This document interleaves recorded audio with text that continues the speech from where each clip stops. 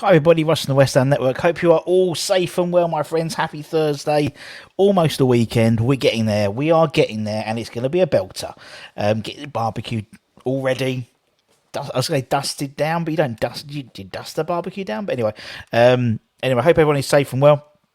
If not a bit sweaty, bit cooler today in the UK for our non-UK friend. About 26 in Sunny Hornchurch, which is a bit cooler, which is ridiculous when you say it, but it's going to ramp up. And I think next Tuesday.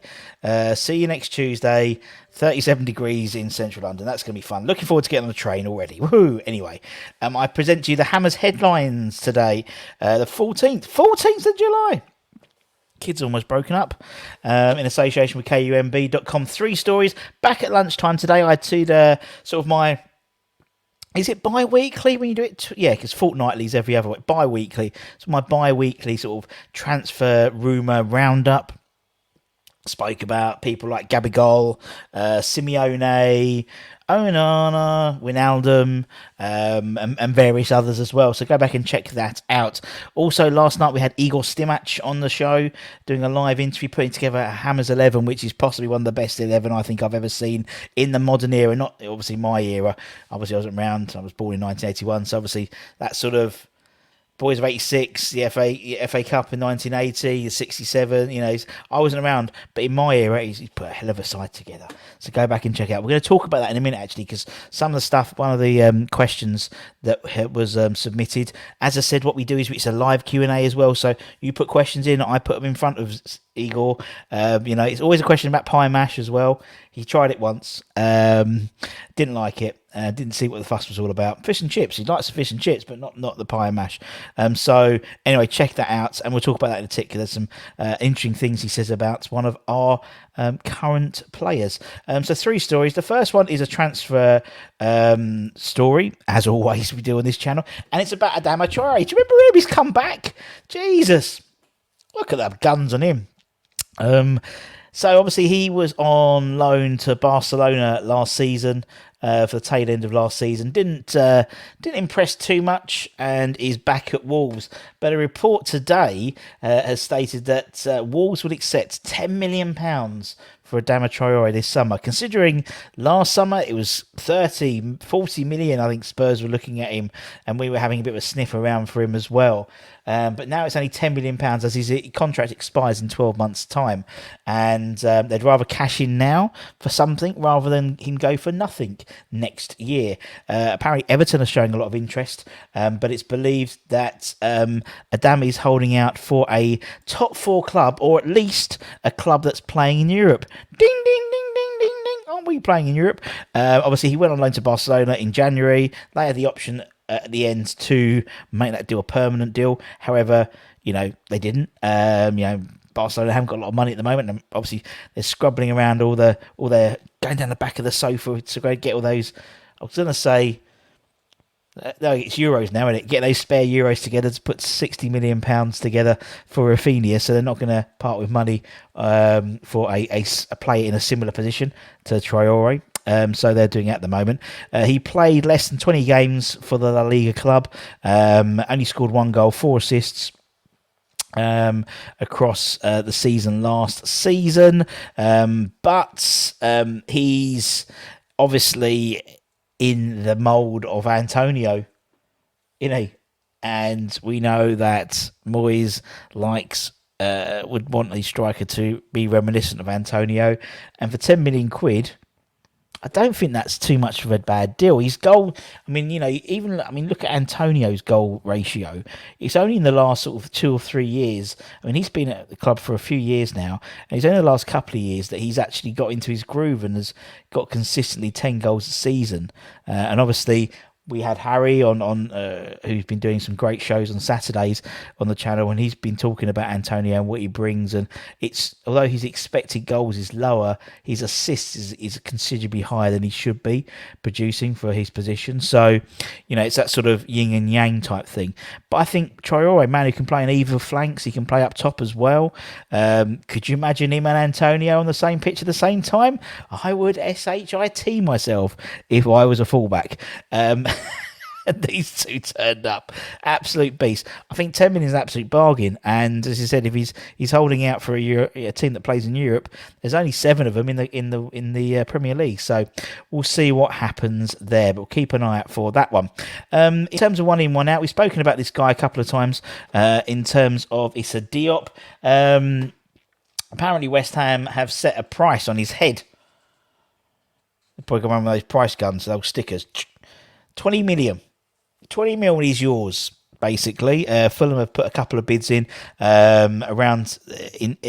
package is around 17 million, and I think they were talking about, I think it was 10 up front, and then they were heading back with 12 up front, with like 5 million and 7 million respectively in sort of add-ons. But apparently West Ham are looking for 20 million. Whether that's 20 million as an upfront fee or 20 million as a package, I do not know. But that is the price, according to reports, that West Ham have put in his head. And I think that's fair enough. I mean, we paid 22 million for him back in under Pellegrini, really, 2018, I think it was. And, you know, Mourinho, when he was at Man United, he was the beast. You know, he was the one who, you know, they were potentially him going out for, lots of money to the likes of Man United, potentially when he was at the peak. I don't think he's ever performed really badly for us. I think he's been unfortunate with when there's injuries or other people coming in taking his place. He's 25. He's still a bloody good player. And I think, you know, anything less than 20 million for him is an absolute bargain. And some people, and it makes a good point. I was listening to some stuff said the other day, you know, why are we shocked when, you know, we've been alleged to put, you know, rubbish bids in for players who, you know, maybe half the value of what their actually market value is.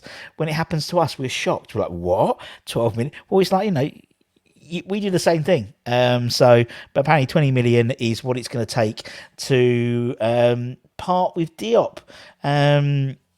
Currently 5th choice, arguably. Obviously, Ogbonna came back. He came off the bench for the friendly on Tuesday for the double header for the first time in 8 months. And by all accounts, he's looking good. He's looking very good. And obviously, Aguerd with Zuma, with Dawson. Although by all accounts, I think Dawson had a bit of a knock in training. That's why he didn't feature in either of the double headers. But we've got Reading coming up. We've got Rangers. You know, we've got a couple of, you know, quite tasty friendlies coming up, which we'll try and bring you obviously previews and stuff as well. So keep an eye out for that. And lastly, I mean, Anton spoke about Vlasic yesterday and how he was missing from either squad for the Boreham Wood and Ipswich games. Obviously, we had Igor on the channel yesterday, the former Croatian international, 52 first-team appearances for West Ham. Fantastic interview. We spoke about, obviously, joining West Ham. We spoke about playing with Di Canio, playing with Razor Ruddock, playing, what was it like to play with Mark Vivian Foe, the late great Mark Vivian Foe. He put a hell of a Hammers 11 together, which was really impressive. Talks about Harry, talks about Jim Smith. Obviously, he's currently the Indian national coach as well. Spoke about the challenges of that. Had a bit of dodgy internet, I do apologise, but he was took some lovely questions. And one of the questions was around Vlasic, and obviously we're speaking about Vlasic and what he brings, what he doesn't bring. And he had some really positive things to say about Nika, and obviously he knows, because obviously he was Croatian international manager as well. And this is what he said about Vlasic. Yeah, he hasn't had a lot of game time, Nico, at the moment. No, he played. You know, he was involved in 19 games last season and scored 1 goal. But what I will tell you, believe me, be patient with him, and he will pay back so strongly. You know, I had similar Russian guys when Nico went to Russia to play. And first, prior to joining them, I did some interviews, and they were skeptical about, you know, how he gonna adjust all things, how much time it's gonna take him. I said, I mean, obviously each player needs time to settle down in a new culture, in a new country. You paid him quite a lot. Just be patient, because what he's capable of, you would love him, believe me. Because he's kind of a player who is a game. He's not one of these players who will insist on getting ball every time and all that. But he needs backup. He needs support. He needs that manager believes in him and gives him opportunities. And see, it was very difficult joining West Ham in the middle of the season with the team settled well and doing really well, and then being paid so much, being on the bench, getting some time, and it was for manager. It was difficult to change anything there. And Nixie knows that. He will be patient, but don't lose faith in him. That's really important, because each one of you who will support him and who will have a faith in him, you will be very happy when he starts producing magical things there. There we go. Have patience with Nika and he will deliver. That's what he said. Yeah, very, very interested, but obviously very, very assured of himself. Obviously, he had a similar conversation when he'd moved to Russia, and people asking the same thing. And have a little patience, as Take That would say. Something which obviously we spoke about actually quite at length when we were talking with Igor, talking about young players coming through and having patience, and how the best bit of advice he gives to young players is have patience. Managers under a lot of pressure, and he spoke about Arsene Wenger, and great interview. If you want to go back and check it, as you see, the internet was a little bit dodgy in Croatia, but check it out, and it was really, really good. And that's it, my friends. As I said, we'll be back tomorrow. We'll probably have a preview of the Reading game, and that's the weekend, and loads of transfer rumours and stuff like that, as you can imagine. We also have the old West Ham Network Fantasy Football League is up and running, so check that all out on our socials, as well as probably next couple of weeks we'll be doing our Predictor League as well, where you can predict where you think West Ham are going to finish this season, where we're going to finish in the conference, where we're going to finish in the FA Cup, where we're going to finish in the Carabao Cup. And top of whoever wins both competitions, whoever wins the Fantasy Football League, whoever wins the Predictor League, will win a lovely prize. Just keep it like that. So if you're new, and as I said, give it a like, give it a comment, give it a share, give it a subscribe. Maybe become a channel member. Pardon me, Windy Pops. Maybe become a channel member. We do monthly memorabilia draws. Things like what we got here. Things like this. Tony Cotti, McAvenny signed prints, Trevor Brookings signed prints, and all types of things like that. We give away a free signed shirt as well, and then each week as well we give away a free. We're starting actually tomorrow on Friday.